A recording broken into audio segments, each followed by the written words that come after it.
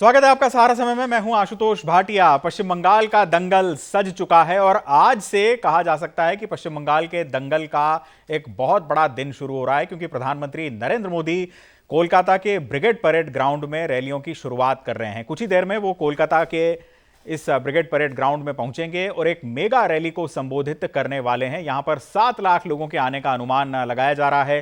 सुबह से ही लोगों का यहां पर इकट्ठा होना शुरू हो गया है। पश्चिम बंगाल चुनाव की तारीखों के ऐलान के बाद बीजेपी के लिए यह सबसे बड़ी पहली जनसभा होगी। सत्ताधारी तृणमूल कांग्रेस और बीजेपी के बीच टक्कर तेज हो गई है। कैसा रहेगा पश्चिम बंगाल का दंगल, इस पर चर्चा के लिए आज हमारे साथ हमारे खास मेहमान भी मौजूद होंगे। स्टूडियो में हमारे साथ संजय सरकार, टीएमसी के नेता मौजूद हैं। आपका बहुत स्वागत है संजय जी। साथ में डॉक्टर सुनील कौशिक वरिष्ठ पत्रकार भी हमारे साथ स्टूडियो में मौजूद हैं। चंद पलों में हमारे साथ बीजेपी और कांग्रेस के नेता भी जुड़ने वाले हैं। बहरहाल हम अपडेट आपको इस बात की दे दें। बीजेपी से हमारे पास वैभव अग्रवाल होंगे, कांग्रेस से अनुज अत्री। अपडेट आपको दे दें कि 90 के दशक के बड़े अभिनेता मिथुन चक्रवर्ती अब से थोड़ी देर पहले मंच पर बीजेपी में शामिल हो गए और उनका ऐलान भी मंच पर हो गया है। थोड़ी देर में प्रधानमंत्री नरेंद्र मोदी वहां पर पहुंचने वाले हैं। प्रधानमंत्री नरेंद्र मोदी इस वक्त तक लैंड कर चुके होंगे, लेकिन थोड़ी देर में वो कोलकाता के ब्रिगेड परेड मैदान में होंगे और ये है वो नज़ारा जबकि मिथुन चक्रवर्ती एक बड़े क्राउड पुलर कम से कम पश्चिम बंगाल के लिए वो कोलकाता के इस परेड ग्राउंड में पहुंच चुके हैं और बीजेपी की सदस्यता उन्होंने ग्रहण कर ली है। तो कोलकाता का ऐतिहासिक परेड ग्राउंड जो देश के बड़ी बड़ी राजनीतिक रैलियों का गवाह रहा है, जिस तरह से पटना का गांधी मैदान रहा है या कहें कि दिल्ली का रामलीला मैदान जिसने जिन्ना से लेकर अन्ना तक बदलते हुए इतिहास को देखा, उसी तरह से कोलकाता का ब्रिगेड परेड ग्राउंड भी है जो कि अंग्रेजों के ज़माने से एक महत्वपूर्ण राजनीतिक केंद्र के रूप में सामने आया है।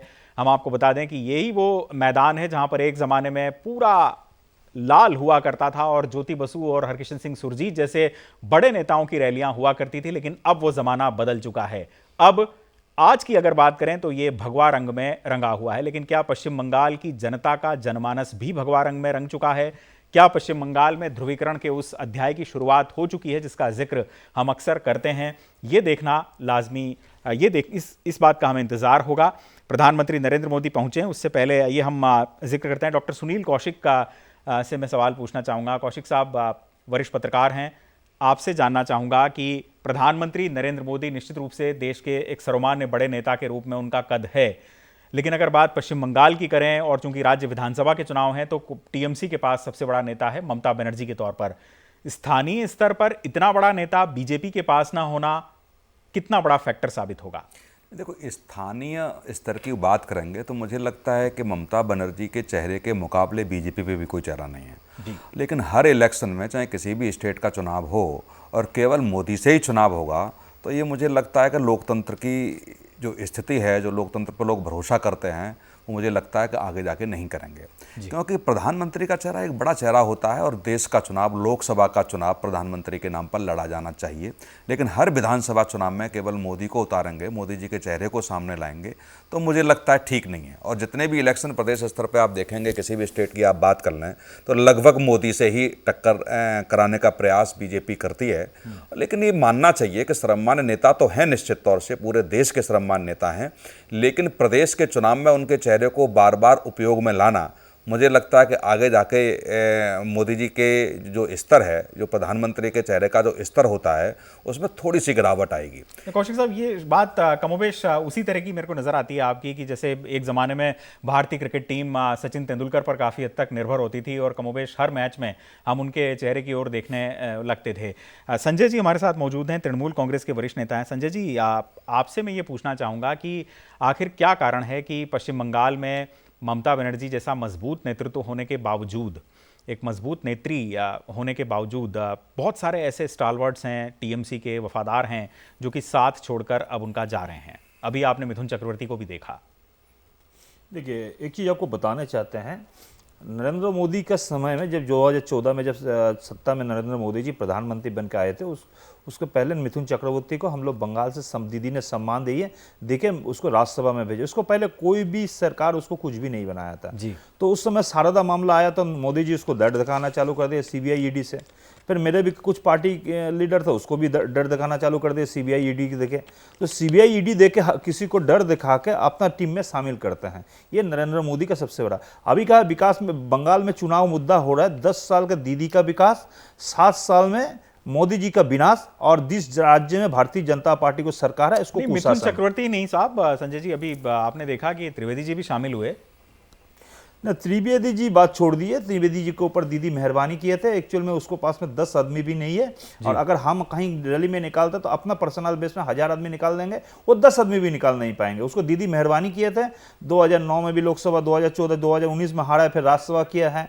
देखिए ऐसे नेता के बारे में अगर बात करना बेकार है कि वो कोरोना काल का पहले भी हम उनको देखे थे, कहीं भी जाते कोई कार्यकर्ता हाथ मिलाता है तो डेटोल हैंड सोप और मिनरल वाटर से हाथ धोते थे। तो इस नेता के नहीं चाहिए, जनता को चाहिए ग्रासरूट लेवल का लीडर चाहिए। चलिए, जो वैभव अग्रवाल भी जुड़ चुके हैं हमारे साथ, बीजेपी के नेता हैं, साथ में अनुज अत्री कांग्रेस के भी हैं। आप दोनों का बहुत बहुत स्वागत है सहारा समय में। वैभव जी, आप कोलकाता के ब्रिगेड परेड मैदान में जनता आ चुकी है, कुल मिलाकर कितनी विशाल मौजूदगी का दावा आप कर रहे हैं यहाँ से?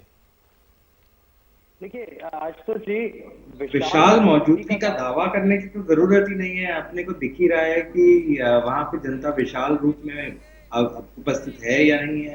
दूसरी बात, मिथुन दा भी वहां पे हैं। तीसरी बात, मोदी जी सबसे बड़ा चेहरा हैं। बॉलीवुड तो फेल हो जाता है उनके चेहरे के आगे, आपको भी पता है, तो इस पे कोई इल्जाम भी नहीं लगा सकता कि भाई मिथुन दा को ज्वाइन करा दिया स्टेज से जनता को इकट्ठा करने के लिए। और जहां तक इशू बेस्ड सपोर्ट की बात है, मेरे ख्याल से सुनील जी ने बहुत सटीक बोला, और कटाक्ष करते हुए हमारी पार्टी पे उन्होंने एक सही आकलन करते हुए बोला कि हमें थोड़ा सा सचेत रहना चाहिए।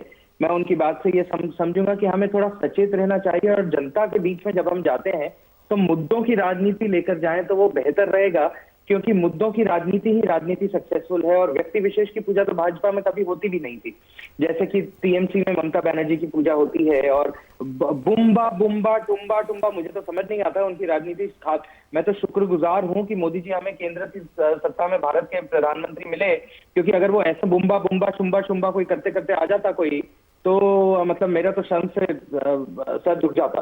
तो मेरे ख्याल से इस चीज में तो कोई दो राय नहीं है। हमें राजनीति का मजाक नहीं उड़ाना चाहिए, राज की नीति नहीं बनानी चाहिए, राज्य की नीति बनानी चाहिए। ममता बनर्जी के रूल में अभी तक हमने राज की नीति देखी है, राज्य की नीति तो देखी नहीं है।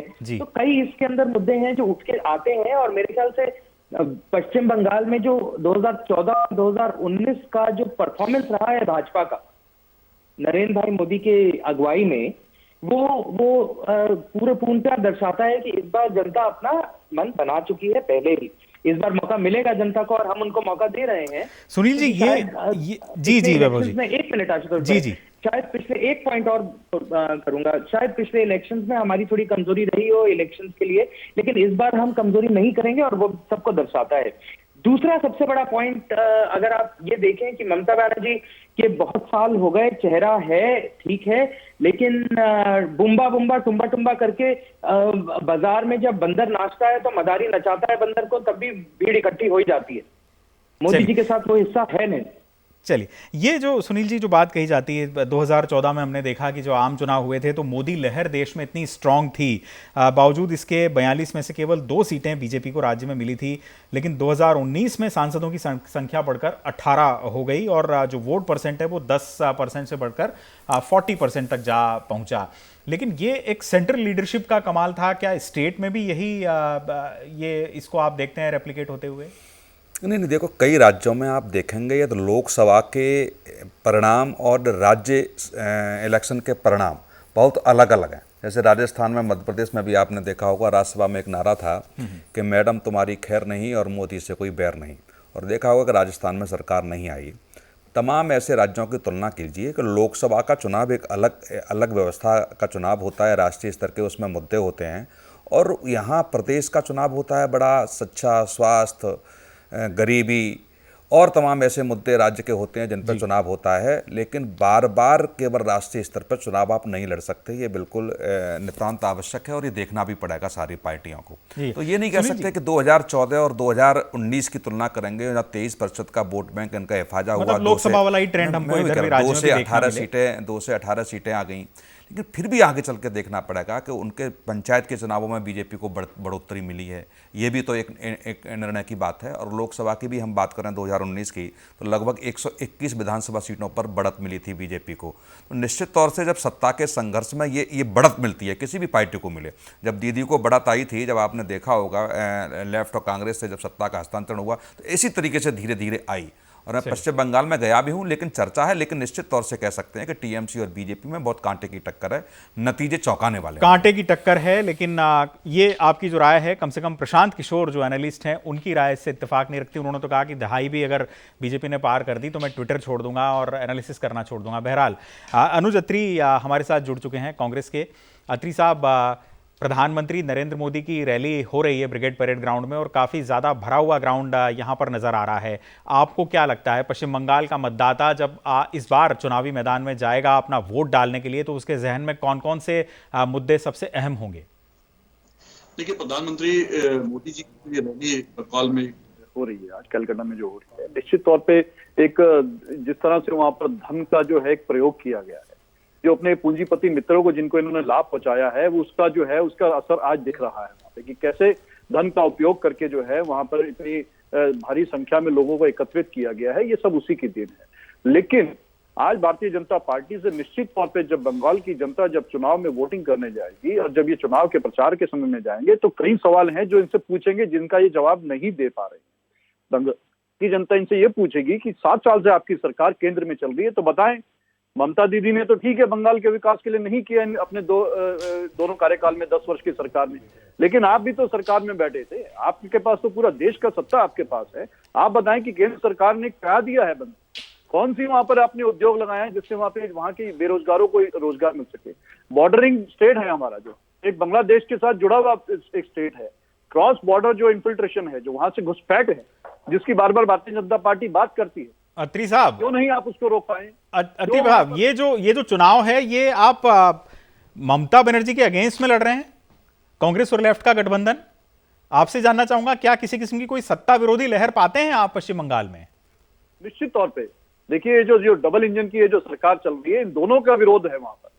तृणमूल कांग्रेस का एंटी इनकम्बेंसी फैक्टर बहुत ज्यादा है, क्योंकि इन्होंने वहां पर विकास न करके भारतीय जनता पार्टी और तृणमूल कांग्रेस दोनों एक ही एजेंडे पर चल रहे, किस तरह से जो है विकास ना करके विनाश में बंगाल को तब्दील किया जाए, ये इन्होंने वहां पर दिखा दिया है। किस तरह से वहां पे हिंसा की राजनीति की जा रही है, ये दोनों पार्टियों ने मिलकर के दिखाया है। तो जनता उससे ऊब चुकी है, जनता नहीं चाहती है, जनता शांति चाहती है, अमन चाहती है और विकास चाहती है। जनता गरीबी से बाहर निकलना चाहती है बंगाल में। क्यों आज बंगाल की गरीबी नहीं दूर कर पा रहे हैं दोनों सरकारें मिलकर के? जनता को उसका जवाब नहीं देंगे, लेकिन आपस में नूरा कुश्ती कर रहे हैं। भारतीय जनता पार्टी तृणमूल कांग्रेस पर, तृणमूल कांग्रेस पार्टी भारतीय जनता पर आपस में इस तरह से इल्जाम लगा करके चुनाव का नैरेटिव जो है बदलना चाहते हैं और जनता का ध्यान भटकाना चाहते हैं। जितने भी ये करप्ट लीडर्स हैं जो आज तृणमूल कांग्रेस के, जिनको भ्रष्टाचारी नेता कहा है भारतीय जनता पार्टी ने, सबको अपनी पार्टी में शामिल करा लिया। ये ऐसी वॉशिंग मशीन बन गई है भारतीय जनता पार्टी की आए और हमारे यहाँ आप डुबकी लगाएं और आपको जो जितने भी इनके पाप हैं, जिनका ऊपर इल्जाम लगाया था, वो सब मुक्त हो गए। अगर ये भ्रष्टाचारी नेता हैं, ये भ्रष्टाचारी इन्होंने किया है सरकार में रहते हुए, तो क्यों नहीं इनको जेल के पीछे पहुंचना चाहिए? जी, वैभव जी से जवाब ले लेते हैं इस बात का। वैभव जी जुड़े हुए हैं बीजेपी से, हमारे नेता हैं, उनसे पूछ लेते हैं। वैभव जी, ये आरोप लगाया जा रहा है कांग्रेस की ओर से कि जितने भी जो करप्ट लीडरान हैं उनको आपने प्रश्रय दे दिया और कहीं ना कहीं एजेंसीज का डर दिखाकर ये सारा काम किया जाता है। देखिए आशुतोष जी, मैं एक छोटा सा प्रश्न करना चाहूंगा कांग्रेस से, और मैं अनुज जी मेरे मित्र हैं, हमारी बातचीत होती रहती है, मेरे को बड़ा हमारे विचार बहुत मेल खाते हैं कई चीजों पर। और मैं, देखिए, मेरी सरकार है भाजपा, इसमें अगर मेरे को उनकी तारीफ, उनकी पार्टी की आइडियोलॉजी की कुछ भी थोड़ी सी भी तारीफ करनी पड़े तो मैं संकोच नहीं करूंगा। इसी तरह मुझे लगता है कि हम मेरी और अनुज जी की बात होती है, कई चीजें हैं जो हम में है और कई चीजें हैं जो उनके पास है, इसमें कोई दो राय नहीं है। हमारे पास मोदी है, उनके पास राहुल है, तो कोई दो राय नहीं है। लेकिन देखिए, सीरियसली अगर मैं ये बताऊं कि कांग्रेस के पास प्रॉब्लम ये है कि जब भी वो, देखिए, टीएमसी के बारे में हम अलग बात करेंगे, टीएमसी का एक बहुत अलग क्या कहते हैं उसको स्ट्रक्चर है, लेकिन कांग्रेस का जो स्ट्रक्चर है वो जब भी जनता के बीच में जाते हैं पिछले 15 साल से, यानी पिछली बार जब आखिरी बार ये लोग इलेक्शन जीते थे, कांग्रेस इलेक्शन जीती थी और जनता के बीच में गई थी, तो उसका मैनिफेस्टो उठा के देख लें और पिछले इनके 20 मैनिफेस्टो उठा के देख लें, उसमें कोई बदलाव नहीं आएगा, 1, 2, 3 चीजों को छोड़ के। ठीक है, वो क्यों? क्योंकि जब भी आज की तारीख में कांग्रेस जनता के बीच में जा रही है, उनके पास मुद्दों की कमी है। जनता के बीच में जब कांग्रेस जा रही है तो वो विपक्ष के तौर पे जा रही है, वो एक ऑल्टरनेट के तौर पे नहीं जा रही। यानी अगर ऑल्टरनेट के तौर पे जाए तो जनता उनसे पूछेगी, ठीक है भाई साहब, आशुतोष भाटिया गलत आदमी है, गलत बात कर रहा है, उसका कोट अच्छा नहीं है, सीट टाई नहीं है, वो विदेशी मेहमानों की तरह रहता है भारत में, अच्छा तुम बता दो तुम क्या करोगे। लेकिन कांग्रेस के पास जब जनता ये पूछती है कि तुम क्या करोगे, तो उसका जवाब नहीं है, उत्तर नहीं है। क्यों? क्योंकि कांग्रेस एक वर्तमान के रूप में सरकार बनाने के रूप में नहीं जा रही है जनता के बीच। तो कटाक्ष करना अपनी जगह है, लेकिन उस कटाक्ष के ऊपर एक पॉलिसी का ढांचा खड़ा करना उसकी अलग बहुत अलग विचार है। और जहां तक सुनील जी ने बार बार, और मेरे को लगता है कि कौशिक भाई साहब के दिल के बड़ा करीब है ये समय, और मैं भी ये मानता हूं कौशिक जी, कौशिक भाई मैं ऑन एयर कह रहा हूं कि मैं आपकी बात से, जब आप ये कहते हैं कि मोदी जी को कैंपेन नहीं करना चाहिए प्रदेश इलेक्शनों में क्योंकि वो एक राष्ट्रीय नेता है, मैं आपकी बात से पूर्णतः सहमत हूं। लेकिन मैं असहमति वहां जताता हूं जहां पे पिछले 8 साल की राष्ट्रीय राजनीति को आपने देश के एकीकरण राजनीति के रूप में नहीं देखा है। जिस समय आप पिछले 7 साल के भाजपा के नरेंद्र भाई मोदी की राजनीति, राष्ट्रीय राजनीति को देश की एकीकरण की राजनीति के रूप में आप देख लेंगे और समझने की चेष्टा करेंगे, आपको स्वयं ये समझ आ जाएगा कि क्यों जरूरी है नरेंद्र मोदी का प्रदेश की राजनीति में दखल अंदाज करना और देश को एक सिरे में पिरोना। जिस तरह हम मोती यदि हमारी माताओं और बहनों के गलों में पहनाते हैं, एक सिरे एक धागे में पीकर, उसी तरह नरेंद्र भाई मोदी पूरे देश को एक ही सिरे से जोड़ने की कोशिश कर रहे हैं। और इसीलिए वो ये जाके ये बोलते हैं कि हमारा विचार ये है कि पूरा देश स्वयं एक साथ चले। वैभव जी, पूरे देश को एक सूत्र में पिरोने की बात आप कर रहे हैं फिलहाल जो बीजेपी है, लेकिन कम से कम गठबंधन के साथ ही जरूर उनके साथ छिटके हैं और एनडीए का कुनबा जरूर बिखरा है। क्या ये सच नहीं है? आप खुद अगर देखें तो अंतर आपको समझ में आ जाएगा। आज शिवसेना साथ में नहीं है, उधर से पंजाब में भी अकाली आपसे जुदा हुए हैं। सुनील जी बेहतर बता पाएंगे। नहीं, बिल्कुल आपने ठीक कहा है कि जो गठबंधन में जो भी दल होते हैं उनका सम्मान बनाए रखना और जिन मुद्दों पर उनके घटक दल चुनाव लड़ते हैं उनको जनता में जवाब देना होता है, उसकी जिम्मेदारी भी एक बड़े घटक दल की होती है। और तमाम ऐसे मुद्दे रहे हैं जिन पे नहीं बन पाई, चाहे महाराष्ट्र का चुनाव ले लें जी, और चाहे अभी किसान बिल को लेकर के अकाली दल की जो भूमिका ले लें जी। तमाम उत्तर प्रदेश में छोटे छोटे घटक दल हैं जिनके साथ उन्होंने लोकसभा चुनाव लड़ा, विधानसभा चुनाव नहीं लड़ने जा रहे हैं। तो ये बीजेपी को देखना पड़ेगा। बिहार में भी तमाम ऐसी चीज़ें रहीं कि रामविलास पासवान की पार्टी अलग चुनाव लड़ी। तो ये बड़ा घटक दल होने के नाते ये बीजेपी की भी जिम्मेदारी बनती है कि छोटे घटक दल जिन मुद्दों को लेकर के जनता के बीच जाते हैं उनका मान सम्मान कैसे बना रहे और गठबंधन की महत्ता भी बनी रहे, ये बीजेपी का दायित्व बनता है। लेकिन मुझे लगता है कि ये छोटे छोटे घटक दल तोड़ के जा रहे हैं तो कहीं ना कहीं निश्चित तौर से बीजेपी उस हठधर्मिता के साथ आगे बढ़ रही है। या मुझे लगता है कि बड़े घटक होने के नाते जो प्रेशर होता है कि जो कह सकते हैं कि जो राष्ट्रीय राजनीति की जो बात कर रहे हैं, एकीकरण की जो बात कर रहे हैं कि जो हमारे मुद्दे हैं, या तो उन मुद्दों के साथ घटक दल रहेंगे तो ठीक है, या तो उन मुद्दों के साथ घटक दल नहीं रहेंगे तो नमस्कार। तो इस रणनीति पर चलना मुझे लगता है कि आगे जा कर के थोड़ा सा विघ्न डालेगा।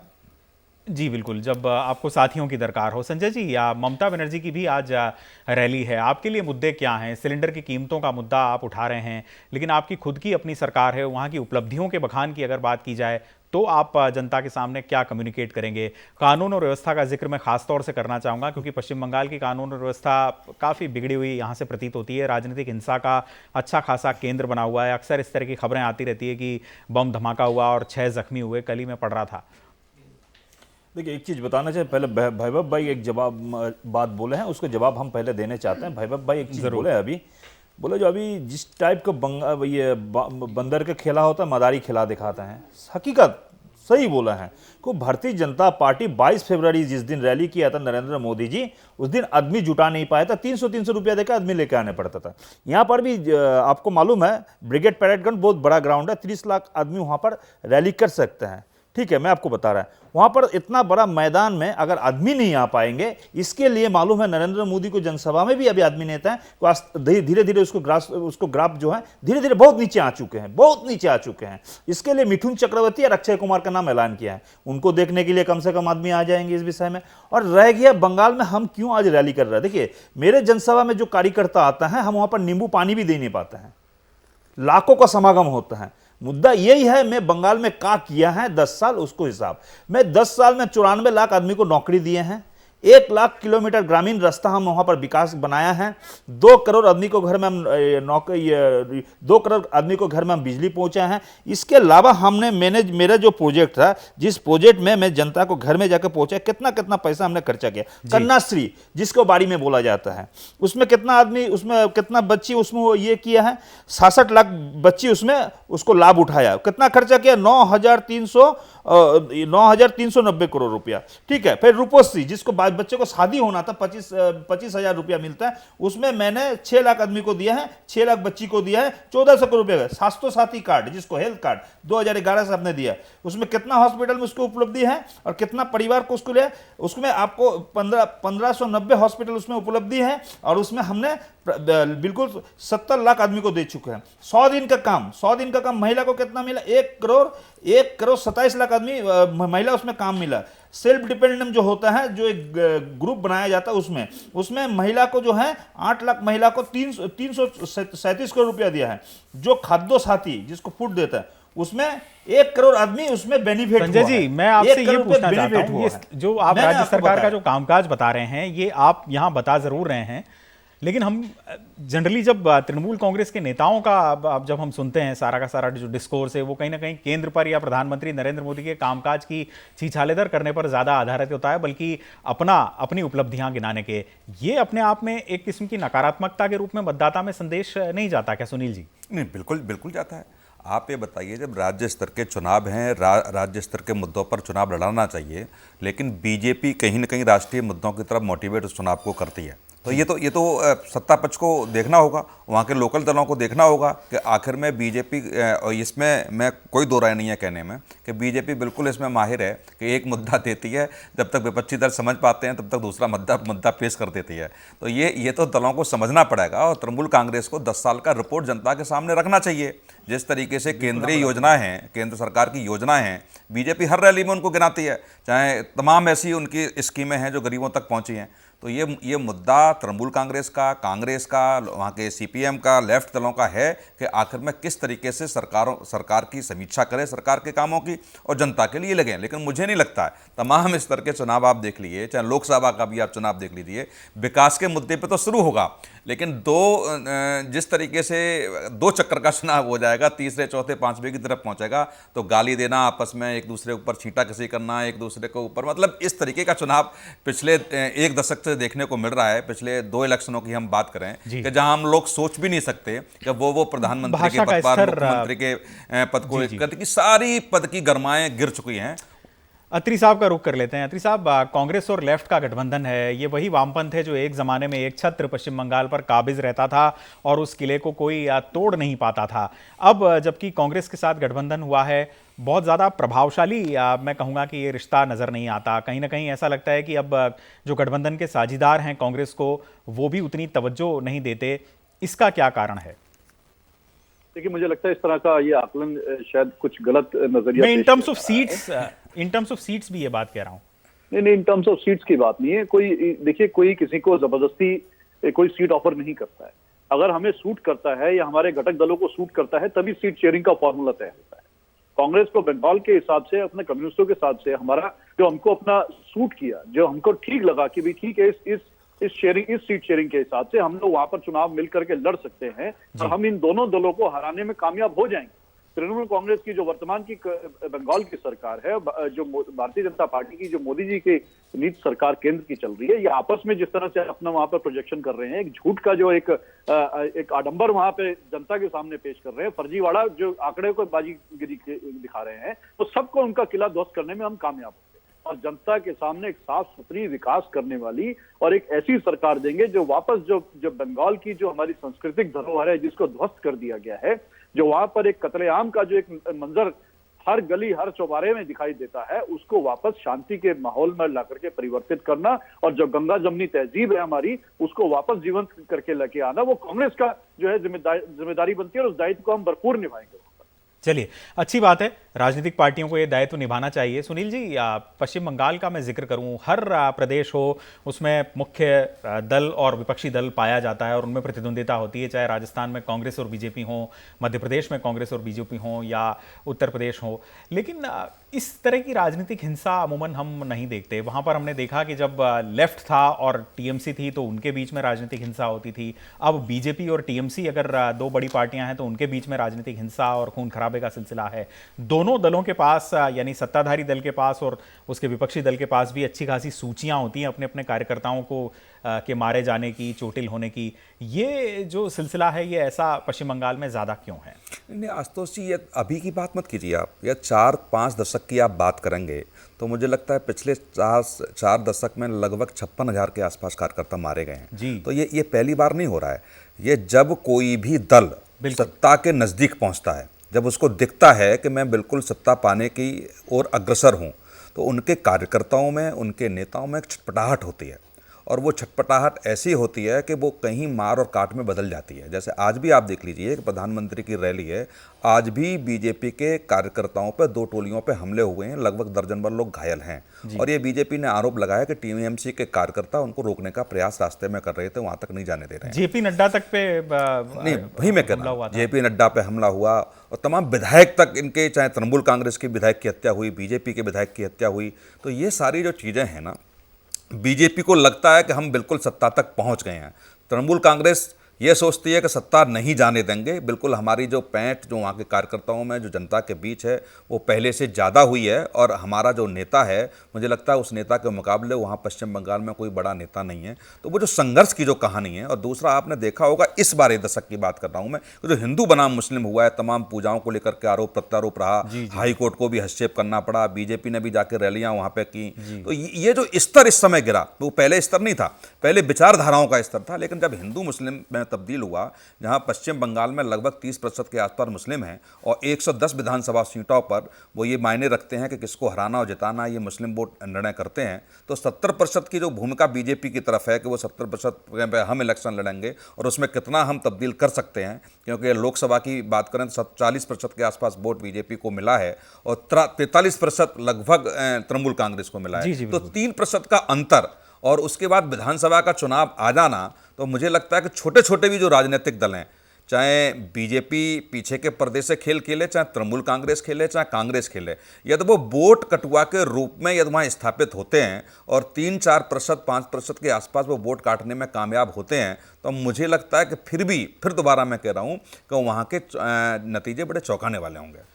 चौंकाने वाले नतीजे हो सकते हैं। इस बीच हम ये चर्चा जरूर जारी रखेंगे, लेकिन इससे पहले हम आपको कोलकाता के परेड ग्राउंड का अपडेट दे देते हैं। कोलकाता के परेड ग्राउंड का नज़ारा आप देखें तो यहाँ पर जनता जुट चुकी है। प्रधानमंत्री नरेंद्र मोदी के स्वागत में लोग तैयार हैं और तमाम बीजेपी के जो बड़े नेता हैं उनके भाषण यहाँ पर हो रहे हैं। ये मैदान अंग्रेज़ों ने बनाया था। परेड ग्राउंड की कहानी देखा जाए तो 1857 से ही शुरू होती है, जबकि अंग्रेज़ों ने प्लासी का युद्ध जीता था और बंगाल के वो एक तरह से मालिक बन गए थे। इसके बाद अंग्रेज़ों ने फोर्ट विलियम महल बनाया था, जो इंग्लैंड के तीसरे किंग विलियम के नाम पर था, और यहाँ पर उनके अंग्रेज़ों की फ़ौज रहती थी और इसके सामने एक मैदान बनाया गया, इसी का नाम परेड ग्राउंड रखा गया। यहाँ पर राजनीतिक रूप से परिवर्तन का सबब ये ग्राउंड अनेक बार बना है। 1919 में यहाँ पर पहली राजनीतिक रैली हुई थी। इसका राजनीतिक इस्तेमाल वामपंथी दलों द्वारा भी किया गया। यहाँ पर देश के पहले प्रधानमंत्री जवाहरलाल नेहरू और पश्चिम बंगाल के उस दौर के मुख्यमंत्री विधानचंद राय की भी रैलियाँ हुई। मुजीबुर रहमान ने यहाँ पर जय भारत जय बांग्ला का नारा दिया था और ये वही परेड ग्राउंड है जहाँ पर आज ये रैली हुई है। आपातकाल के दौरान भी इस परेड ग्राउंड में आवाज़ उठी थी। प्रधानमंत्री नरेंद्र मोदी कोलकाता की सरजमी पर कदम रख चुके हैं और अब से थोड़ी ही देर में उनकी रैली यहाँ पर शुरू होने वाली है, जिसमें वो रोड मैप प्रस्तुत करेंगे कि क्या कुछ बंगाल को लेकर उनकी आने वाले दिनों में तस्वीर होने जा रही है। वैभव जी। जी, तो बात घूम फिर के वहीं आ गई कि देखिए संजय जी ने बड़ी अच्छी अपनी लिस्ट ऑफ उपलब्धियां गिनाई, लेकिन मुझे आश्चर्य ये होता है कि उन्होंने एक बार भी ये नहीं बोला कि ममता बनर्जी को जनता ने इतना प्यार दिया। उन्होंने आश्चर्य है कि एक बार भी सीबीआई वाला जो मुद्दा था कोलकाता में जब वो पूरा कलेश हुआ उसके बारे में नहीं छुआ। मुझे आश्चर्य की बात ये है कि जब आज तड़के जब रेड हुई तो 200 लाइव बम मिले। और मुझे आश्चर्य इस बात का है कि कितने कार्यकर्ताओं का पॉलिटिकल हत्या कर दी गई, राजनीतिक रूप से हत्या कर दी गई जी। मुझे आश्चर्य इस बात का है। तो देखिए, आधा ग्लास खाली देखना है या आधा ग्लास पूरा देखना है, तो ये तो देखिए। और ये मैं बताऊं आपको, ये इनका दर्द है। ये गिना भी इसलिए रहे हैं, आपके मीडिया पे इसलिए गिना रहे हैं चैनल पे, क्योंकि जनता सुन नहीं रही है, जनता नकार रही है। तो भैया कहीं तो बोलेंगे, तो कहीं से तो आवाज बुलंद करेंगे, और तो कहीं है ही नहीं। तो दिक्कत वहां हो रही है। अब अगर न्यूज़पेपर में भी खबर चलती है तो दिक्कत है। कांग्रेस के साथ सीट शेयरिंग अरेंजमेंट हुआ नहीं है, क्योंकि ममता बनर्जी कहती है प्रधानमंत्री तो मैं बनूंगी, क्योंकि उनका जो बड़ा गेम है, राहुल गांधी और गांधी परिवार एक तरफ है, वो हैदराबाद तेलंगाना एक तरफ है, और वो सारा गेम है। तो वहां ममता बनर्जी का टसल वहां पे चल गया। उधर से लालू जी ऊपर है और उधर से प्रशांत किशोर कह रहे हैं आप तो अलग चलो, एकला चलो रे। तो देखो, ऐसा है ना कि ममता बनर्जी की राजनीति 50 साल पुरानी राजनीति हो गई है, और टीएमसी को ये समझना पड़ेगा। देखो कांग्रेस, मैं आशुतोष भाई आपको बताऊं, और सुनील जी आपको भी, मैं हो सकता है मेरा आकलन आपसे ज्यादा बेहतर ना हो क्योंकि आपकी ज्यादा पैनी नजर, लेकिन मेरे हिसाब से कांग्रेस ने पिछले 5-6 साल में बहुत अकल लगाई है। अप्स एंड डाउन होते हैं, राजनीति का हिस्सा होता है। तो कांग्रेस जब डाउन गई तो कांग्रेस ने पहले तो उसको शॉक को गले के नीचे उतारा, पानी पिया, बोला चलो ठीक है एक बार सांस लो, रुक के। कांग्रेस ने रुक के सांस लिया, जैसा चल रहा था चलने दो, चलने दिया, सबको तार बांधे, समझा क्या हुआ है क्या नहीं हुआ है। कांग्रेस आज की तारीख में फिर भी थोड़ा बहुत संभल चुकी है, फिर भी थोड़ा बहुत अकल है। कांग्रेस के इंडिविजुअल जो, जैसे शुरू में कांग्रेस में कार्डर बेस्ड राजनीति होती थी, यानी प्रदेशों को अपना चाहते। अब जैसे आज की तारीख में अगर हम राजस्थान की ओर ध्यान आकर्षित करूं तो राजस्थान अपने पे चल रहा है, झारखंड अपने तरीके से चल रहा है, हाई कमांड टाइप का कंट्रोल नहीं है, ठीक है। तो कांग्रेस ने पहले से बहुत बेहतर किया। उसी तरह टीएमसी ने इस चीज को नहीं समझा। टीएमसी और ये तस्वीरें सीधे कोलकाता के परेड ग्राउंड की आप देख रहे हैं। जो चॉपर आप देख रहे हैं आसमान में उड़ता हुआ, और इसके साथ ही कोलकाता के परेड ग्राउंड में लोगों का इंतजार भी खत्म होता जा रहा है। सबको इस बात का इंतजार है कि प्रधानमंत्री यहाँ पर आएं और उनको संबोधित करें। गरीबों को लेकर मिथुन चक्रवर्ती की जो विचार थे उससे मैं काफ़ी प्रभावित हुआ, ये बात कहना है बीजेपी के नेताओं का। उनकी कल बैठक हुई थी मिथुन चक्रवर्ती के साथ, और मिथुन चक्रवर्ती ने यहाँ पर आज सदस्यता ग्रहण कर ली है। मिथुन चक्रवर्ती का सफ़र भी कमाल का रहा है। एक तरीके से अल्ट्रा लेफ्ट से सुनील जी उन्होंने शुरुआत की थी जहाँ तक मुझे याद है, और उसके बाद फिर अभी वो टीएमसी के रहे और अब बीजेपी में। नहीं, देखो वो तो बेसिकली अधिकतर नेता ऐसे होते हैं जो बड़ा सत्ता से चुपके रहना चाहते हैं, और वो सारे, मतलब ऐसा नहीं है पश्चिम बंगाल में ही हो रहा है, प्रदेशों की भी हम समीक्षा करेंगे तो बहुत से ऐसे नेता होते हैं, लगभग हर पार्टी में 1-2 दर्जन नेता ऐसे होते हैं तो उनको लगता है कि सत्ता जिसकी आने वाली होती है उधर वो मोटिवेट हो जाते हैं, कहीं ना कहीं किसी न किसी खिड़की से पहुंच जाते हैं। तो ये पश्चिम बंगाल में हो रहा है, ठीक है, लेकिन दुर्भाग्य ये है कि जिन नेताओं को बीजेपी ने पानी पी पी करके गाली दी, जिन नेताओं को कोसा भ्रष्टाचार को लेकर के, आज यदि वो बीजेपी में सम्मिलित होते हैं तो मुझे लगता है वो कैसे साफ सुथरे हो सकते हैं।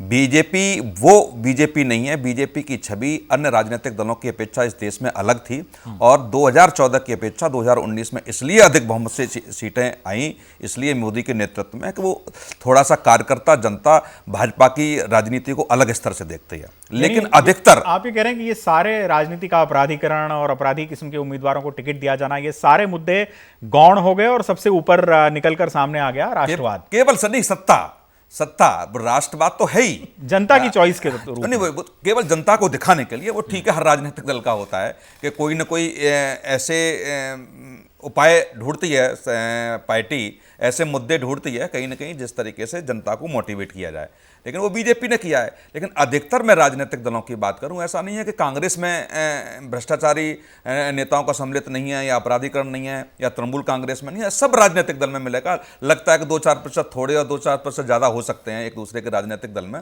लेकिन बीजेपी की जो छवि थी, मैं फिर कह रहा हूँ, वो एक अलग छवि निकल के आई थी। अन्ना आंदोलन के बाद जो माहौल बनना था उस समय कि भ्रष्टाचार के खिलाफ लड़ना है। और कांग्रेस का जब सरकार सत्ता में थी 2014 से पहले तमाम घोटाले निकल के आ रहे थे, तो जनता का एक अलग सिस्टम गया था कि नहीं, बीजेपी कुछ आके नया करेगी मोदी के नेतृत्व में।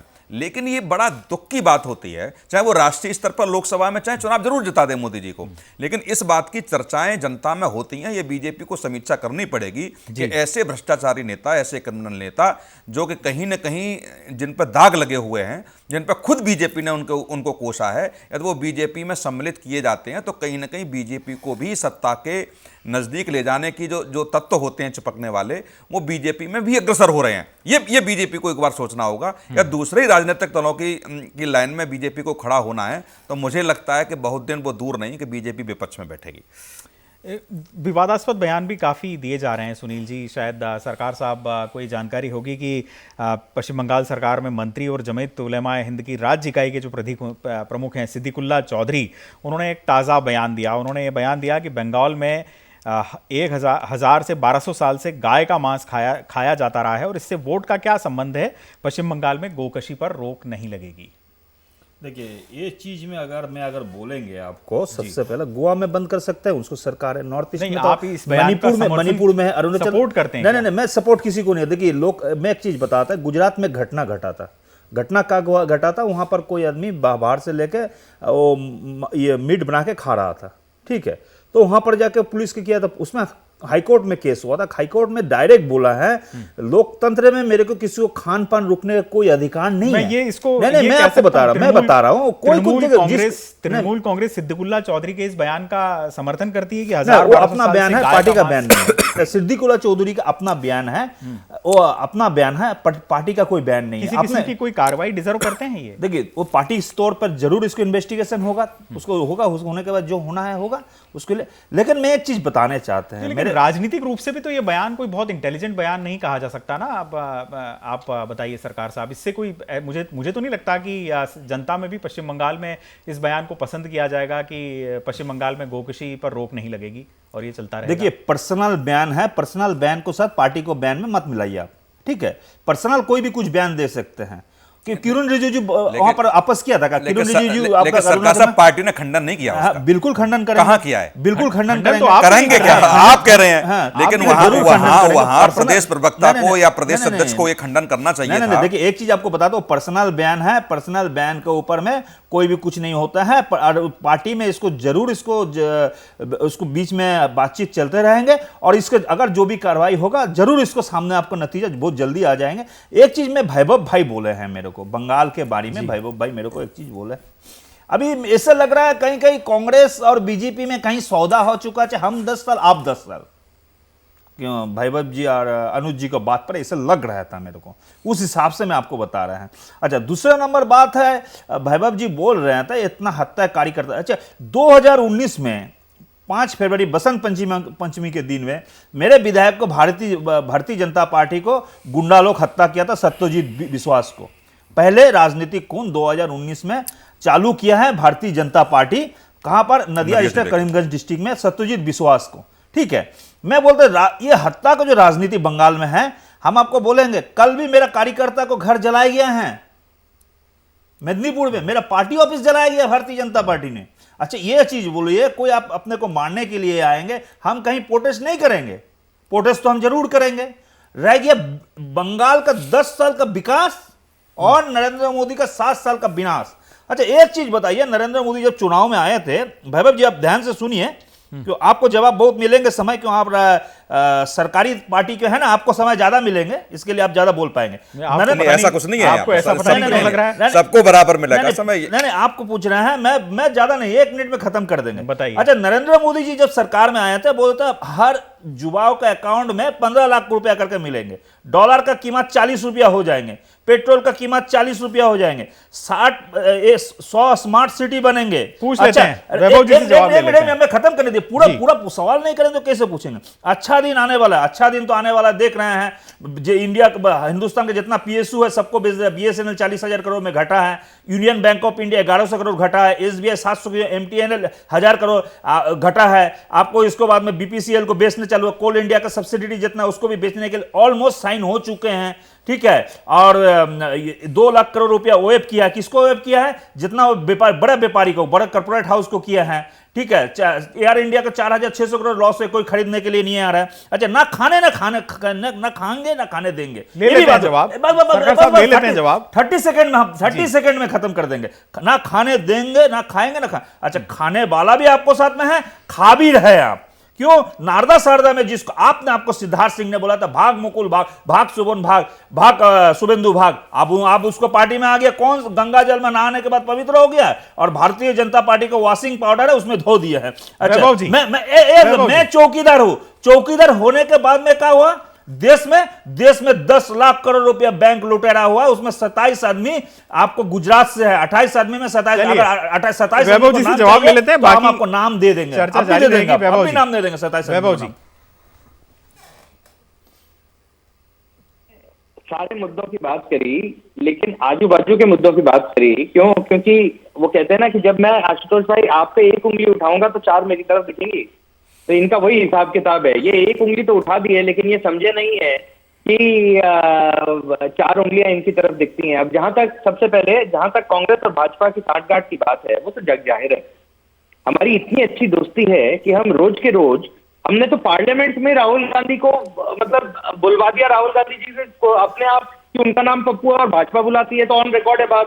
तो जब इतना प्रेम है तो मेरे और अनुज जी में राजनीतिक शिष्टाचार के रूप में यदि हम आपके चैनल पे विचार कर रहे हैं और इसको उनको इस पे कटाक्ष करना है तो वो कर सकते हैं, इसमें कोई दिक्कत नहीं है। हम भारतीय हिंदुस्तानी सभ्यता के हिसाब से चलते हैं और हमारी हिंदुस्तानी शिष्टाचार के हिसाब से विचारों का आदान प्रदान एक हमारे रोजमर्रा की जिंदगी का हिस्सा है। उसको आप अगर किसी भी और की किसी भी डायरेक्शन में, किसी भी दिशा में पढ़ के बोले तो वो उनकी इच्छा है, वो उनकी बंगाली पॉलिटिक्स है, बंगाली राजनीति है। वो दिखाते और हैं और खिलाते और हैं, तो कोई दिक्कत नहीं है, मेरे को कोई दिक्कत नहीं है। मैं तो केवल मुद्दे की राजनीति की बात करूंगा। अब आ जाए आप इनके इल्जामों के ऊपर कि 28 हमने वो भगा दिए, 28 हमने वो भगा दिए, ऐसे भगा दिए, वो भगा दिए। भाई साहब ऐसा है, पूरा नाम इनको मेरे ख्याल से 1 मिनट संजय भाई, संजय जी आप बहुत भालो आची, लेकिन एक प्लीज आप प्लीज नहीं ऐसा नहीं, अलाउ मी सर, आप भी मेरा फ्रेंड है, दोस्त है, ऐसे बात नहीं है, please allow me sir, allow me. So you see, Hindustan में जब भी चाहे दुनिया का कोई भी एग्जांपल ले ले, और सुनील जी और संजय जी मेरे से बड़े हैं, लेकिन और बाकी अपन 3 हम उम्र हैं, लेकिन मैं सुनील जी की ओर बोलूंगा क्योंकि वो न्यूट्रल पार्टी है और मेरा और उनका हमेशा आदान प्रदान चलता है, कुछ ठीक कुछ गलत। मैं बोलूंगा कि दुनिया में हिंदुस्तान की दस्यु राजनीति को अगर देखें और दुनिया की दस्यु राजनीति को अगर देखें तो तृणमूल कांग्रेस से बढ़िया दस्यु दल हमें कोई दिखता ही नहीं। सरगना होता है, करप्शन होती है, नीचे वाले लोगों को प्यादों के रूप में इस्तेमाल करा जाता है।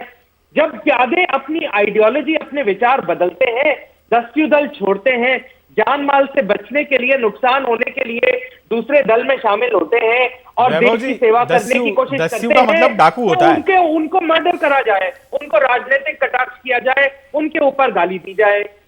तो कोई भी करप्शन, कोई भी चोरी, कोई भी किसी भी टाइप का गलत काम केवल और केवल दस्यु के सरगना के हिसाब से वही तो आपको पार्टी में है, उसको सरगना कहा जाता है। भाईबाब जी, दस्यु इकलौता नहीं करता है। एक छोटा सवाल है आपसे, 10 सेकंड में केवल और केवल उस आदमी को प्रोटेक्ट करने की कोशिश कर रहे हैं जो विसल ब्लोअर है, जो 10 सेकंड में सर, जो विसल ब्लोअर है। चोर आप बोले तो सब तो आपको पार्टी में शामिल हो गया है। आप अगर वहां पर 1 लाख 1,000 बूथ में क्या जवाब देंगे? हम इन्वेस्टिगेशन कर रहे हैं, बात सिंपल सी है। नहीं भाईबाब जी, 10 सेकंड में आपको बोलेंगे जितना जिसको भाग शोभन भाग, भाग मुकुल भाग, भाग शुभेंदु भाग, वो सिद्धार्थ सिंह जी कलकत्ता में विक्टोरिया हाउस के सामने अंगली उठा के बोला था। अभी तो वही चोर लोग आपको घर में है।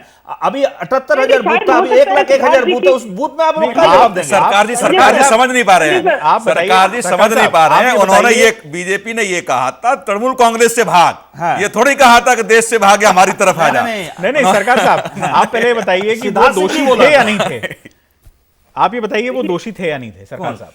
देखिए नेताओं की आप बात कर रहे हैं, देखिए, आप उनको चोर कह रहे हैं सरेआम। जब मेरे वो पार्टी तृणमूल में कांग्रेस थे- में थे तब तक नहीं थे। नहीं, मेरे पार्टी में जब थे इन्हीं लोग आरोप लगा रहा था। सही थे क्या वो आपके आरोप? हिसाब से क्या है? लगा रहा था। वो आपके सही हिसाब थे से आरोप? क्या है? मेरे इन्वेस्टिगेशन हो रहा था, चल रहा था। देखिए सुप्रीम निर्दोष कोर्ट थे ना वो तो। नहीं, सुप्रीम कोर्ट ने बोला जब तक उसको दोषी साब्यस्त नहीं किया जाता वो दोषी नहीं होता है। अच्छा, मैं एक चीज, मैं 28-27 आदमी को नाम 10 सेकंड में गुना देता है। सुन लीजिए, मेहुल चोकसी, नीरव मोदी, निशान मोदी, पुष्पा वैद, आशीष, जो 27 जो गुजरात के जब बैंक लुटेरा है 10 लाख करोड़ रुपए लूटे, उसका नाम बता देता आपको। आशीष जबनपुत्र, सोनी कालरा, आरती कालरा, संजय कालरा, ये पश्चिम बंगाल विधानसभा चुनाव के मुद्दे हैं क्या? नहीं, मुद्दा नहीं है। हम क्या बोल रहे तो हैं? आप बनाइए नहीं, इनको नहीं, पश्चिम नहीं, बंगाल नहीं, चुनाव मैं में पूछ मुद्दा। रहा है, भारतीय जनता पार्टी बोल रहा है सोनार बांग्ला बनाएंगे। तो सोनार बांग्ला ये लुटेरा लोग लूट 10 लाख करोड़ रुपया लेके चला गया। फिर बंगाल में फिर भूमि दस्यु लोग आएंगे। दस्यु बोला ना अभी भाई साहब मेरे, वो भूमि दस्यु लोग बंगाल क्यों? मैं नहीं बोला है, किसने बोला है? भरूच का 6 बार का सांसद मनसुख भाई वसावा जो नरेंद्र मोदी के मंत्रिमंडल में चलिए। सदस्य था। मैं बस 2 मिनट 1 सेकंड दीजिए मेरे को बात कहने, नहीं तो मेरे वैभव भाई को दूसरा डिबेट में जब जाएंगे आपको कैसे बोल पाएंगे? उसको भी तो जानते हैं। वो रिजाइन किया, रिजाइन करने का रीजन क्या बता? यूनिटी वो स्टैचू जहां पर जमीन था वहां पर हरिजन और आदिवासी को जमीन घोटाला हुआ। टोटल गुजरात में 2 लाख करोड़ रुपए जमीन देखिए, घोटाला हुआ था। भ्रष्टाचार- मनसुख भाई वसावा बोला, भारतीय जनता पार्टी का 6 बार का जो सांसद है भरूच से, वो बोला था। हम नहीं बोल रहे थे, वो रिजाइन कर दिया। आप ले लीजिए स्टेटमेंट उनको, आप चाहिए तो पेपर चलिए, काटिंग वैभव आपको जी। भेज देंगे। वैभव जी, आशुतोष भाई एक मिनट, मैं संजय भाई का शत प्रणाम करता हूँ कि आपने मेरे को ज्ञान दिया और मेरा वर्धन हुआ। मैं बहुत बहुत धन्यवाद नहीं, आप मेरा भाई है। देखिए हम लोग राजनीतिक आइडियोलॉजी अलग हो सकता है, हम लोग भाई है। No problem at all. और मेरे लिए ये चीज आशुतोष जी, सुनील जी देखते हैं कि मैं विचारों के आदान प्रदान में बिल्कुल भी शर्म नहीं करता हूँ। और आप जो कह रहे हैं वो जो बात कह रहे हैं वो ठीक कह रहे हैं, क्योंकि वो प्रतीत बंगाल ऐसा का हो आदमी को रहा है। नोबेल मिलता है और गुजरात का आदमी लोग को पैसा लेके फरार हो जाता है 10 लाख करोड़ रुपया। कोई बात नहीं, लेकिन वो तब है जब अभी इन्वेस्टिगेशन, ये क्या मैटर सब्जुडिस है। मेरे पास कुछ इंफॉर्मेशन है क्योंकि मैं एक पर्टिकुलर सर्कल में उठता बैठता हूं, लेकिन मैं उसको बोलूंगा नहीं क्योंकि मैटर सब्जुडिस है। लेकिन आप यहां पे एक चीज भूल रहे हैं संजय भाई, कि ये राजनीति के मुद्दे की बात कर रहे हैं, वोटों के मुद्दे की बात कर रहे हैं। जो डिबेट आप करने की कोशिश कर रहे हैं वो विधानसभा के मुद्दों की डिबेट है। ना, आप सोनार बांग्ला इनके बनाएंगे उत्तर- बोला, उसको सोनार इनके बांग्ला आप कैसे उत्तर में बनाएंगे? विधानसभा और में लुटेरा गुजरात या और पार्लियामेंट में भ्रष्टाचार देखा यूपी कैसे बना, मैं- उसको ये- हमने उसको व्याख्या किया है, संजय आपको भाई, एग्जाम्पल दिया भाई साहब। आपके कटाक्ष का उत्तर बहुत सटीक तरीके से मैं पार्लियामेंट में या विधानसभा में दे सकता हूं, लेकिन मैं ये गलती कतई नहीं करूंगा कि इन कटाक्षों का, जो ये एकदम स्पेसिफिक कटाक्ष हैं, इनका उत्तर मैं किसी मीडिया में डिबेट करके अपनी डिग्निटी को कम करूं, क्योंकि ये मुद्दा, सच्चाई ये बोलने से governance का डिग्निटी मुद्दा कम हो है, जाता है। ये मुद्दा राजनीतिक मुद्दा सच्चाई नहीं बोलने है। से डिग्निटी कम हो जाता है। ना, सच्चाई ये सामने मुद्दा आने से governance का डिग्निटी मुद्दा कम है। हो जाता है। अत्री तो साहब आपसे का रुख पहले कर बार लेते हैं। भाई भाई पॉलिटिक्स जी का मुद्दा नहीं है। वैभव जी, सरकार साहब। Corruption राजनीति का अत्री मुद्दा साहब नहीं का है। रुख कर लेते हैं। Corruption अत्री साहब बहुत governance देर का से मुद्दा कुछ है, administration कहना का मुद्दा चाहते है। जी। इसीलिए पिछले अत्री साहब कुछ कहना चाह रहे हैं, बताइए। आशुतोष जी, चलिए आपको मेरी याद आई। मुझे लग रहा था कि आज तो मुझे आपने दर्शक बना के बैठा दिया है और ये भाजपा और तृणमूल के बीच की ही एक चर्चा बन करके रह गई। खैर, हो जाता है जब दोनों सत्ताधारी दल के नेता बैठे हो तो विपक्ष के नेताओं की हम बंगाल में आपको लड़ाई कर रहा है दूसरा तीसरा स्थान के लिए भारतीय जनता पार्टी और दोनों। अत्री साहब, कोलकाता के परेड ग्राउंड में जो रैली है वो कांग्रेस और लेफ्ट की नहीं है। शायद होती तो शायद निश्चित रूप से आपको ये शिकायत तृणमूल की भी नहीं है, मुझे लगता है तृणमूल की भी नहीं है, लेकिन आपने उनको भी पूरा नहीं, तृणमूल की ममता की रैली है आज जो सिलीगुड़ी में लाखों आदमी को समागम 2 बजे रैली चालू हो लेकिन गई। बहरहाल अपनी यहाँ बात पूरी हमारी कीजिए। चर्चा में रैली नहीं हो रही है। हम अपेक्षा करते हैं कि आप सबको बराबर समय दिया कीजिए। दूसरी बात यह है कि देखिए, आज जिस तरह से ये अभी दोनों में आपस में जो बंगाल में चल रहा है, वही आपकी इस डिबेट में भी अभी है हमारे भाजपा के मित्र वैभव जी और तृणमूल के संजय जी के बीच में चल रहा है। ये आपस में नुरा कुश्ती, एक दूसरे के ऊपर आरोप प्रत्यारोप लगा रहे हैं, लेकिन ये भूल जाते हैं आपस में कि वैभव जी ये भूल जाते हैं कि ये भी सरकार है और संजय जी भूल जाते हैं कि 10 साल से ये भी सरकार है। तो ये बता दें कि अपनी अपनी जिम्मेदारी में जो ये दोनों फेल हुए हैं, उसका जवाब कौन देगा बंगाल की जनता को? उसकी जवाबदेही क्यों नहीं अपनी तय करते हैं? ये क्यों नहीं तय करते हैं? आज दोनों में इस बात का क्यों नहीं जवाब देते हैं कि क्यों बंगाल में गरीबी आज पूरे देश में अगर सबसे ज्यादा है तो बंगाल में क्यों बंगाल का मजदूर सबसे ज्यादा पलायन करके उसको बंगाल में अपना काम नहीं मिलता, उसको नौकरी नहीं मिलती है, उसको कारोबार नहीं मिलता है, तो देश के अन्य राज्यों में जाकर के बंगालीज को नौकरी करनी पड़ती है। आखिर क्या कारण है? क्यों वहां पर शिक्षा का स्तर इतना गिरा हुआ है? ये भारतीय जनता पार्टी तृणमूल कांग्रेस पर आरोप लगाते हैं, तो आप बता दीजिए आपने सेंट्रल गवर्नमेंट के कितने स्कूल और कॉलेज और कितनी यूनिवर्सिटीज वहां खोल दिए? आप भी तो लगातार नाकामयाब रहे हैं। हेल्थ सर्विसेज की अगर हम बात करें, हम तो देखिए मुद्दों पर बात करते हैं। इनकी तरह केवल और केवल हम धर्म के आधार पर, जाति के आधार पर केवल वही रहते हैं। अभी आज प्रधानमंत्री जी का कम से कम 50 से 60 मिनट का सब चैनल में लाइव भाषण चलेगा, आप भी दिखाएंगे। देख लीजिएगा उन 50 मिनट के भाषण में कम से कम जो है 40 मिनट तो हिंदू मुसलमान पे बातें करेंगे। विकास की बात कहां होगी? विकास का मॉडल कौन पेश करेगा? सरकारों का काम ये नहीं होता है। सरकार का काम ये होता है कि जनता के विकास के मुद्दे पेश करें, जनता को अपना नजरिया पेश करें, जो मैंडेट उनको मिलता है, जो बजट जनता की टैक्स की कमाई से आता है, वो कहां खर्च हो रहा है। आज अपने पूंजीपति मित्रों के सहारे आप इतनी बड़ी रैली करके जो है अपनी शक्ति प्रदर्शन का छलम प्रदर्शन कर रहे हैं, उससे वोट में परिवर्तन नहीं होगा।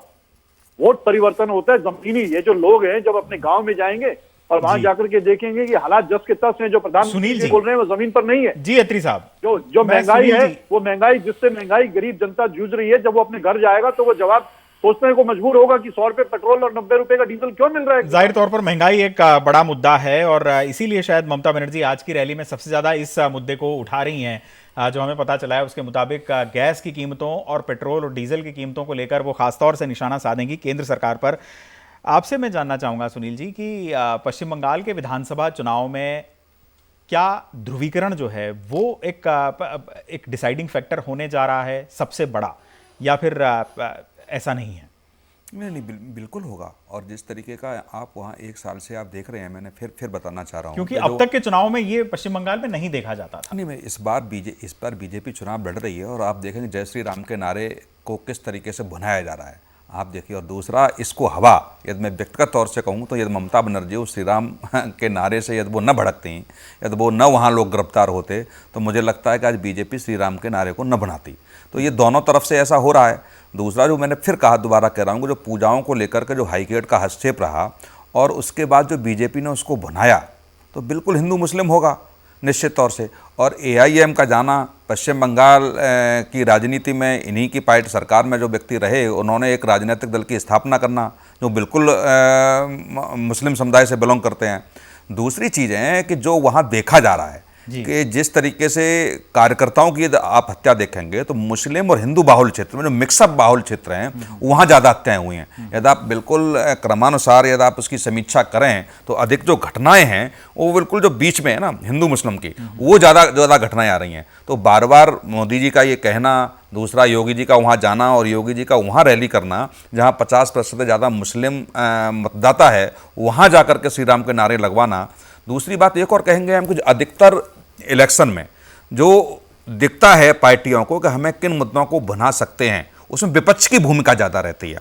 यदि सरकार अपनी बातें नहीं बता पा रही है, सरकार दूसरी तरफ उन मुद्दों को मोटिवेट करना चाहती है, तो ये विपक्ष की अहम भूमिका होती है कि जनता को वो जागृत करे कि जिन वायदों को लेकर के वो सत्ता में आई, जिन वायदों का उन्होंने जनता से वायदा किया, उन वायदों का क्या हुआ है, ये विपक्ष का दायित्व बनता है। दूसरा, फिर एक और 2019 के चुनाव की मैं एक समीक्षा कर लूँ कि जैसे अभी सरकार साहब ने कहा, अत्रे साहब ने भी कहा कि 15 लाख खाते में नहीं आए, 2 करोड़ रोजगार नहीं दिए, नोटबंदी, जीएसटी, तमाम ऐसे मुद्दे थे, वो 2019 के चुनाव में जनता ने वो नकार दिए। विपक्ष ने उन मुद्दों को रखा, राफेल का मुद्दा रखा हो, तो ऐसे मुद्दों पे आपने सरकार घेरी और फिर उन्हीं मुद्दों को लेकर के आप जनता के बीच जाना चाह रहे हैं जिनको जनता नकार चुकी है। अतः विपक्ष को वो एक नए मुद्दे लेके आने पड़ेंगे जिससे कि आप सत्ता को घेर सकें। वही बार बार मुद्दे ला करके, चाहे टीवी डिबेट में कहना, चाहे रैलियों के माध्यम से कहना, वो मुझे लगता है कि जनता उन मुद्दों को लेकर के ऊब गई है। और कुछ नए ऐसे मुद्दे आए जो जब मनमोहन सिंह जी प्रधानमंत्री थे और जब महंगाई को लेकर के बीजेपी ने आंदोलन किया, दिल्ली में हमने देखा तो चूड़ियां तक भेंट करने का प्रयास प्रधानमंत्री को किया गया। और किस तरीके से सुषमा स्वराज स्मारक की रानी सड़कों पर लेटे हुए थे, तमाम बीजेपी के वरिष्ठ नेता सड़कों पर लेटे हुए थे। वो आंदोलन करना पड़ेगा विपक्ष को। यदि वो आंदोलन, उस लहजे का आंदोलन आप नहीं कर सकते, यदि वो जनता के बीच आप नहीं जा सकते हैं, तो मुझे लगता है कि सरकार को सत्ता से उखाड़ना या जनता में वो आक्रोश सत्ता के खिलाफ करना इतना आसान नहीं है। यानी एक फ्रैक्चर्ड विपक्ष होना या विपक्ष की ओर कोई सर्वमान्य, कोई पावरफुल लीडर होने का अभाव भी कहीं ना कहीं केंद्र सरकार की मदद कर रहा है इन सारे मुद्दों पर। बहरहाल वैभव जी का रुख करते हैं। वैभव जी, अभी शुभेंदु अधिकारी ने एक बात कही, जरा आप एलेबोरेट करके बताएं कि ऐसा कैसे है। उन्होंने कहा कि अगर तृणमूल कांग्रेस दोबारा सत्ता में लौटती है पश्चिम बंगाल में, तो पश्चिम बंगाल कश्मीर बन जाएगा। देखिए, ऐसा है कि कश्मीर में सबसे पुराना मुद्दा और कश्मीर में सबसे परेशान करने वाला मुद्दा क्या था? डिवाइड एंड रूल, जो अंग्रेजों का रूल था। तो अगर वेस्ट बंगाल में आज की तारीख में अराजकता जिसको कहते हैं वो कितनी फैली हुई है, राजनीतिक रूप से पॉलिटिकल मर्डर्स हो रहे हैं, सब कुछ हो रहा है, तो ऑब्वियसली एक सिचुएशन ऐसी बन गई है कि बॉर्डर स्टेट है, आप देख ले वो बना के वॉर से जूझ चुका है, अराजकता फैली हुई है, लॉ एंड ऑर्डर में है नहीं, लाइव बम मिलते हैं आए गए रेड्स में, सीआईडी ने, अच्छा ममता की सीआईडी ने ही रेड करी है, मैंने तो करवाई नहीं है, मैंने तो सीआरपीएफ को भेज के या बीएसएफ को भेज के स्पेशल करवाया नहीं है ना, तो ये तो नहीं है कि मैंने बम रखवा दिया और मैंने बम छुड़वा लिया। तो क्या है उससे, इसलिए शुभेंदु अधिकारी ने अगर एक कटाक्ष किया तो वो एक जिंदगी की सच्चाई का कटाक्ष किया, वो एक राजनीतिक सच्चाई का कटाक्ष किया है। अनुज जी, अपनी सत्ता क्या आप इस बयान से इत्तेफाक रखते हैं? क्या आपको ऐसा लगता है कि पश्चिम बंगाल भी कश्मीर बनता जा रहा है? बहरहाल इस बीच आपको बता दें, प्रधानमंत्री नरेंद्र मोदी इस वक्त मंच पर आ गए हैं। जिस बात का सबको इंतजार था कि प्रधानमंत्री नरेंद्र मोदी कब आएंगे, कोलकाता के परेड ग्राउंड में वो मंच पर आ चुके हैं। तमाम नेताओं का अभिवादन वो यहां पर कर रहे हैं। सौरव गांगुली पर हालांकि सस्पेंस बना हुआ है। सुनील जी, आप कुछ कहेंगे? नहीं, बिल्कुल सौरव गांगुली जी के यदि विश्व सूत्रों से हम जानकारी कहें तो निश्चित तौर से लगता है कि सौरव गांगुली जी ने कहीं न कहीं राजनीति में आने का अभी जो समय है वो डिक्लेयर नहीं किया है, और वो मुझे लगता है कि इस रैली में भी नहीं आएंगे और बीजेपी ज्वाइन नहीं करेंगे, क्योंकि बीजेपी ने एड़ी चोड़ी का जोर लगा दिया। तमाम ऐसे नेता, तमाम ऐसे उनके जो मित्र हैं, उनके माध्यम से संपर्क करने का प्रयास भी किया। और आज मिथुन चक्रवर्ती की हम बात करें, मिथुन चक्रवर्ती यदि बीजेपी में शामिल हुए हैं तो देखा होगा कई महीने पहले उनकी मोहन भागवत जी से चर्चा हुई, कैलाश विजयवर्गीय को लगाया गया स्पेशली, तो जाकर के वो उन्होंने बीजेपी ज्वाइन की है। लेकिन कहीं ऐसी वरिष्ठ नेता की सचिन जी से कोई इस तरीके की वार्तालाप नहीं हुआ है, लेकिन विश्वस्त सूत्रों से लगाया जा रहा था कि ऐसा हो सकता है, लेकिन स्पष्ट तौर से वहाँ से मना किया गया है। प्रधानमंत्री नरेंद्र मोदी जनता का अभिवादन करते हुए जय श्री राम के नारों के साथ जनता और मंच पर मौजूद तमाम महानुभावों का प्रधानमंत्री नरेंद्र मोदी ने अभिवादन किया। कोलकाता का parade ground, brigade parade ground बेहद ऐतिहासिक ग्राउंड है। आपातकाल के दौर में भी इसी ग्राउंड से आवाज उठी थी। 1977 का हम जिक्र कर रहे हैं, जब केंद्र और पश्चिम बंगाल दोनों जगह कांग्रेस को करारी हार का सामना करना पड़ा था। पश्चिम बंगाल में वामपंथी दलों के हाथों में सत्ता आ गई और देश में कांग्रेस के अलावा दूसरे राजनीतिक दलों का उदय होने लगा था। उस वक्त 1984 में एक रैली इस ग्राउंड में हुई, जिसमें ज्योति बसु, रामकृष्ण हेगड़े, फारूक अब्दुल्ला और ईएमएस नंबूदरी-पाद जैसे बड़े नेता शामिल हुए थे। ये परेड ग्राउंड उस वक्त उस विचारधारा का गवाह बना था जो कि गैर कांग्रेसी सत्ता के गठजोड़ को तैयार करने वाली विचारधारा थी। और आज प्रधानमंत्री नरेंद्र मोदी यहां पर आ चुके हैं। देखना होगा कि क्या ममता बनर्जी के लिए किसी किस्म की ट्रबल वो बनकर सामने उभर पाते हैं। हालांकि संगठन तृणमूल कांग्रेस का काफी मजबूत है और बीजेपी उसकी तुलना में नाम वाली पार्टी ज्यादा नजर आती है, लेकिन संगठन और स्थानीय स्तर पर इतने नेता उसके पास हैं या नहीं है देखना होगा। लेकिन अगर बीजेपी ने इन चुनाव में बेहतर प्रदर्शन किया तो उसको मोदी मैजिक ही कहा जाएगा। सुनील जी। नहीं, बिल्कुल। और नहीं, कई बार मंचों से अमित शाह जी ने भी कहा, जेपी नड्डा साहब ने भी कहा कि इन्होंने जो अन्य राज्यों में उनका जो संगठन है पन्ना प्रमुख तक का, वहाँ उन्होंने पश्चिम बंगाल में भी उसको खड़ा किया है। और यदि राजनीतिक प्रधानता की बात करें तो जहाँ टीएमसी का संगठन है उसी मुझे लगभग थोड़ा बहुत अंतर हो सकता है समीक्षा की जाए तो।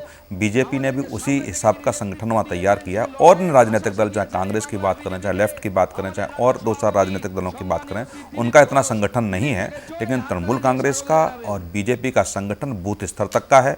और जो 2019 के चुनाव से पहले जो बीजेपी ने रणनीति बनाई थी, जहां बूथ तक गए थे, मुझे लगता है उसके बाद 1 साल और उनको समय मिल गया है।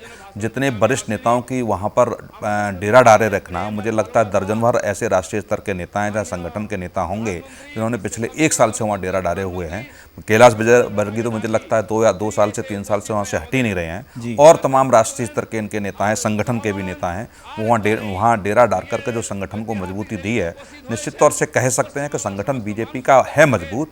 अन्य पार्टियों की अपेक्षा या तृणमूल कांग्रेस और इनकी समीक्षा की जाए तो थोड़ा बहुत अंतर होगा, लेकिन मैं नहीं मानता कि बीजेपी का संगठन वहाँ मजबूत नहीं है। बीजेपी का संगठन भी मजबूत है, बीजेपी ने काफ़ी मेहनत की है। और ख़ास बात ये भी है सुनील जी कि ये भी वही ग्राउंड है जहां 1980 के दशक में ममता बनर्जी का उदय हुआ था, जब 1992 में एक रैली की थी जिसकी संयोजक उन्हें बनाया गया था, और वो रैली काफ़ी हिट रही थी। और उसके बाद ममता बनर्जी का कद देश की राजनीति में उत्तरोत्तर बढ़ता रहा। लेकिन देखिए वक्त किस तरीके से तेज़ी से बदलता है।